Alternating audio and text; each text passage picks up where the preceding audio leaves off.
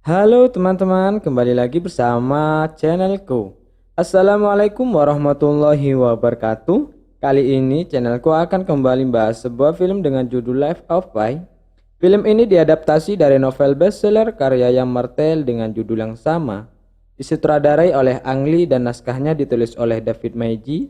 Tayang perdana di Festival Film New York pada 28 September 2012. Life of Pi yang memiliki durasi tayang sepanjang 127 menit dengan dibintangi oleh Suraj Sharma, Irfan Khan, Tabu, dan Srepadu, yang menceritakan tentang kisah seorang anak lelaki bernama Pipata, anak seorang pemilik kebun binatang yang ikut pindah ke Kanada bersama keluarganya untuk mengubah nasib. Tetapi di dalam perjalanannya hal buruk terjadi, sehingga ia terjebak dalam skoci bersama harimau benggala yang berasal dari kebun binatangnya. Sebelum kita masuk ke dalam isi ceritanya, tak bosan-bosan saya mau kembali lagi mengingatkan kalau ini adalah konten full spoiler. Jadi untuk kalian yang memang belum menonton filmnya, saya sangat menyarankan agar kalian menonton filmnya terlebih dahulu. Karena bagaimanapun juga pengalaman menonton film secara utuh jauh akan lebih baik. Jadi ini dia Life of Pi.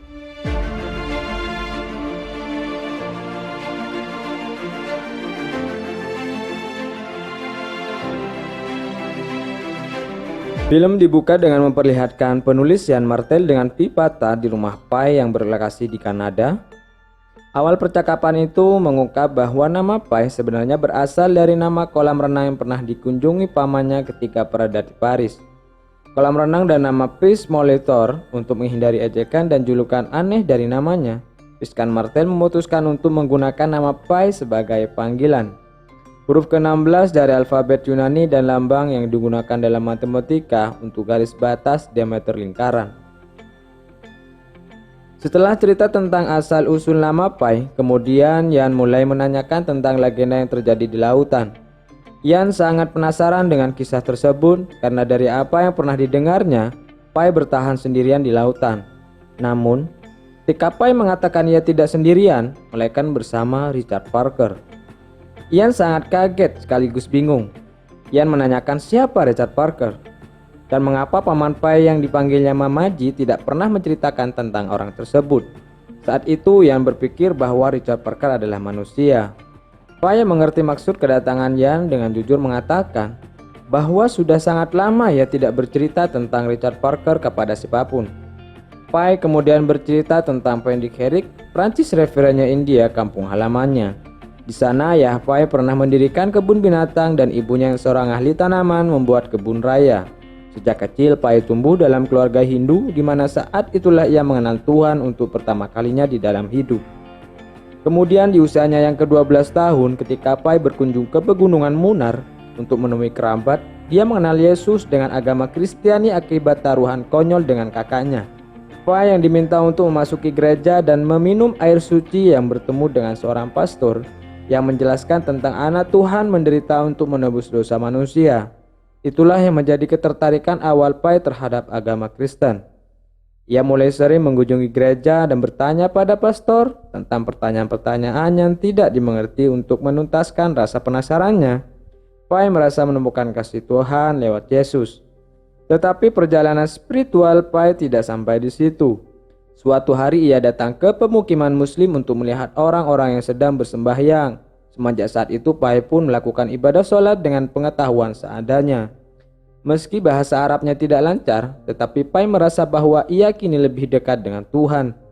Pi memeluk 3 agama sekaligus karena ia hanya ingin lebih mencintai Tuhan dan menemukan ketenangan di alamnya. Lalu cerita terus bergulir dan Pi membuat Ian semakin terkesima ketika ia akhirnya mengetahui bahwa Richard Parker adalah seekor harimau. Pi sangat tertarik dengan Richard Parker dan suatu hari mengajak kakaknya yang bernama Raffi untuk masuk ke kandang harimau dan memberinya makan. Tetapi karena takut, Raffi meninggalkan Pi sendirian. Harimau itu muncul menghampiri Pi perlahan-lahan dan hampir memakan daging yang diulurkan oleh Pi. Tetapi ayahnya yang datang karena Raffi mengadu langsung menahan Pi. Harimau itu masuk lagi ke dalam kandang. Pi menjelaskan bahwa harimau itu memiliki jiwa dan Pi sangat yakin bisa berteman dengannya. Ayahnya yang merasa tidak bisa memberi penjelasan melalui kata-kata pada Pai, memerintahkan petugas untuk membawa seekor kambing masuk dan menjadi santapan Richard. Pai melihat kejadian itu tanpa berkedip. Pandangan Pai pada dunia berubah semenjak saat itu. Ia merasa bahwa dunia telah kehilangan pesonanya dan Pai mulai bosan.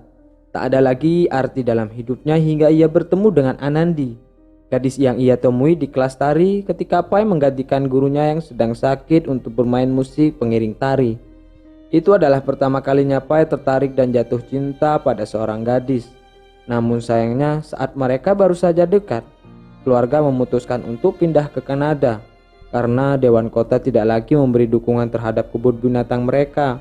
Hewan-hewan akan dijual dan ayah Pai akan mendapat pekerjaan di Winnipeg. Keluarganya menumpang kapal kargo Jepang dan membawa seluruh binatang yang tersisa.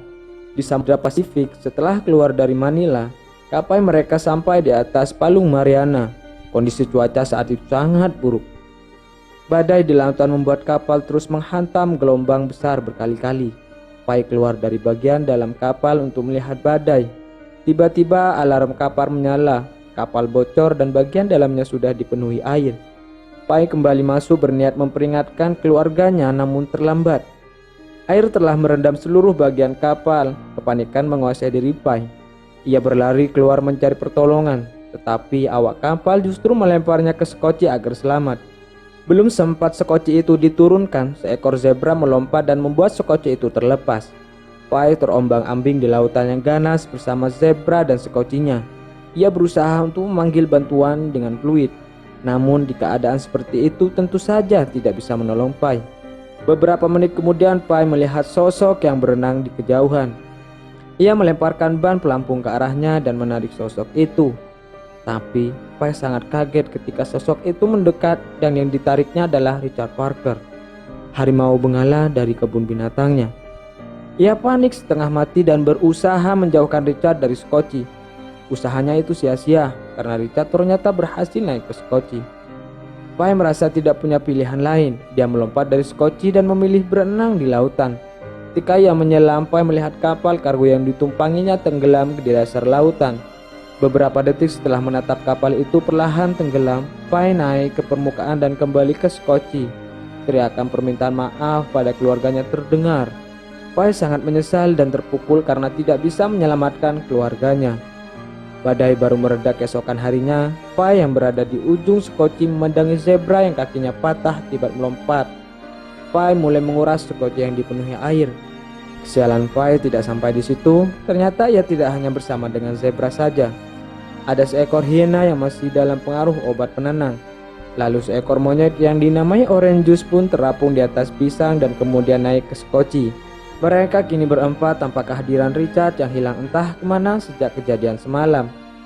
Di tengah lautan luas itu, situasi tak terduga terus muncul.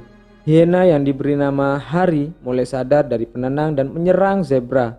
Pai tidak berani mencegahnya hingga menyebabkan zebra itu tewas. Keesokan harinya, Hari kembali menyerang. Kini ia menghabis Orange Juice. Pai sangat histeris melihatnya dan berusaha melawan. Tapi tiba-tiba Richard Parker muncul dari tempat persembunyiannya dan menyerang Hari. Pai yang ketakutan melihat Richard langsung menjatuhkan rakit darurat yang ia buat menggunakan tumpukan pelampung serta dayung. Pai menjadi sangat waspada terhadap Richard. Mereka tidak bisa bersama dalam satu perahu karena Richard terus menyerang. Setelah itu ketika Pai ingin mengambil persediaan makanan di sekoci, Richard hampir menerkamnya. Tapi untung seekor tikus yang berada di sana dapat Pai gunakan untuk mengalihkan perhatian Richard dan dimakan olehnya. Pai paham bahwa Richard lapar dan membutuhkan makanan. Keesokan paginya di tengah air laut yang tenang dan langit yang indah, Pai mencoba mendekati Richard kembali, menatap matanya untuk menumbuhkan jiwa yang dulu sempat membuat Pai merasa akrab dengan Richard. Tetapi ternyata sorot mata Richard yang dulu tak ada lagi. Pai kemudian berdoa dan menyerahkan dirinya pada Tuhan atas apapun yang akan terjadi. Berhari-hari sudah Pai berada di laut. Ia mencoba untuk beradaptasi dengan keadaan dan juga keberadaan Richard. Bahkan kini Pai mulai merawatnya dari keadaan mabuk laut. Insting bertahan hidup Pai membuat ia belajar banyak hal di lautan. Ia tidak hanya membuat dirinya hidup, tetapi juga membuat Richard tetap hidup dengan memberinya air minum dan makanan. Pai belajar memancing ikan untuk Richard. Sebagai vegetarian, Pai tidak masalah jika hanya memakan biskuit. Tetapi hingga sore tiba, ia tidak juga mendapat ikan untuk Richard. Harimau yang tidak sabar itu memutuskan untuk mengejar ikan sendiri, namun tidak juga berhasil. Richard mendekati rakit buatan Pai. Hal itu membuatnya semakin panik karena mengira Richard akan memakannya. Ia mendekati Scotchy dan menaikkan rakit, membuat Richard tidak bisa kembali. Seharusnya itu bisa menjadi kesempatan bagi Pai untuk menyingkirkan Richard. Tetapi tatapan mata Richard membuat Pai tidak tega. Ia akhirnya membantu Richard kembali ke Scotchy. Keesokan harinya ketika Pai sedang menghitung persediaan makanannya sendiri, jari yang dipasangnya tiba-tiba berhasil menangkap seekor ikan yang cukup besar. Setelah menangis dan berterima kasih kepada Dewa Wisnu, Pai memberikan ikan itu pada Richard yang langsung memakannya dengan lahap. Selama berada di laut, banyak sekali keindahan dan pesona yang dilihat Pai. Suatu malam, ketika ia terkesima dengan pelantum yang membuat air laut menjadi terang, tiba-tiba seekor paus besar melompat dan membuat rakit Pai terbalik. Puluhan hari setelah itu, mukjizat kembali terjadi. Pai dan Richard yang kelaparan tiba-tiba kedatangan sekelompok ikan terbang. Mereka bisa makan hari itu, apalagi setelah Pai mendapat ikan dengan ukuran yang besar. Richard bahkan mengalah pada Pai ketika ia menegaskan bahwa ikan besar itu adalah miliknya. Pai semenjak saat itu sadar bahwa ia bisa hidup bersama dengan Richard. Mereka hanya perlu berkomunikasi dan Pai perlu melatih Richard agar mengerti dengannya. Upaya Pai ternyata berhasil. Richard kini patuh dengannya. Pai menyadari bahwa keberadaan Richard lah yang membuatnya tetap hidup hingga saat itu. Akibat selalu waspada dan fokus memenuhi kebutuhan Richard, Pai tidak menjadi putus asa dan tetap punya semangat hidup. Suatu hari dari kejauhan Pai melihat sebuah kapal yang melintas. Ia mencoba memberi berbagai macam tanda. Sayangnya semua itu tidak terlihat. Pai baru menyerah setelah kapal itu hilang dari pandangannya dan malam pun tiba. Ketika malam laut yang tenang memantulkan gugusan bintang di langit, Richard menjadi lebih tenang malam itu dan melihat pantulan dirinya sendiri di air. Pai mengikutinya dan begitu terkesima. Hubungan mereka semakin dekat seperti sepasang sahabat. Beberapa hari setelah kejadian itu mereka kembali menemukan badai. Scotchy terombang-ambing tak menentu. Richard ketakutan dan membuat Pai merasa bersalah. Mereka berdua tidak sadarkan diri hingga berhasil melalui badai. Kini tak ada lagi yang tersisa untuk keduanya selain Scotchy. Kondisi mereka semua sama-sama menurun. Bahkan Pai sampai mengkhawatirkan Richard yang tidak mampu lagi bergerak. Tubuh kedua-duanya sama-sama kurus, kehilangan banyak bobot setelah petualangan panjang di lautan yang tidak kunjung selesai. Pai berpikir bahwa mereka berdua sekarat dan akan mati, tapi kemudian ketika Pai bangun keesokan harinya mereka telah sampai di sebuah pulau yang dipenuhi merkat. Air di sana sangat jernih. Richard sangat senang berada di sana. Ia bisa memakan merkat sepuasnya hingga perutnya kembali terisi. Menjelang malam, kawanan merkat kembali ke pohon untuk tidur. Tapi keajaiban terjadi begitu di tengah malam. Pai melihat seluruh pulau itu bersinar dari kejauhan. Ternyata pulaunya membentuk tubuh manusia yang sedang tertidur. Tetapi ketika Pai memetik salah satu bunga dan menemukan gigi manusia di dalamnya, Pai baru sadar kalau pulau itu adalah Pulau Kalifora. Tanaman, air, kolam, dan tanahnya bisa merenggut nyawa makhluk hidup apapun yang berada di dalamnya. Setelah menyadari bahwa ia tidak bisa berlama-lama di pulau tersebut, keesokan harinya Pai menyiapkan perahu dengan banyak perbekalan. Setelah semuanya siap, ia memanggil Richard untuk kembali meneruskan petualangan. Beberapa hari kemudian keduanya sampai di pantai Meksiko. Pai merebahkan tubuhnya di pasir karena kehabisan tenaga. Richard turun dari kapal, merenggangkan badannya lalu berjalan pelan-pelan ke arah hutan. Ia tidak menoleh, tidak mengaung, juga tidak memberi tanda apapun. Richard hanya berdiam diri di sana, memandangi hutan hingga akhirnya Pai hilang kesadaran. Beberapa jam kemudian beberapa nelayan menemukan Pai lalu membawa Pai. Namun saat itu Pai menangis karena patah hati kehilangan Richard. Harimau berbahaya yang menyelamatkan hidupnya. Kembali kepada Pai yang bercerita dengan Ian di rumahnya, ia menjelaskan bahwa satu-satunya hal yang menyakitkan setelah semua kejadian itu adalah tidak ada perpisahan antara dirinya dan Richard. Ian terpaku mendengar semua cerita itu, apalagi setelah Pai meneruskan cerita setelah dirinya diselamatkan. Perusahaan kapal kargo yang tenggelam mewawancarainya karena tidak percaya dengan cerita tentang pulau dan harimau. Pai terpaksa mengarang cerita dengan mengganti tokoh-tokohnya menjadi manusia.